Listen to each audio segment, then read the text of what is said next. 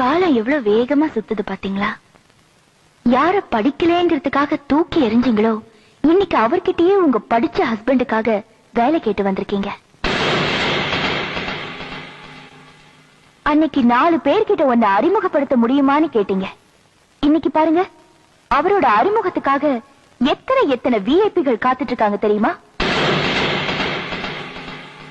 வேலை வெட்டி இல்லாத முட்டாள்னு அவரை சொன்னீங்க.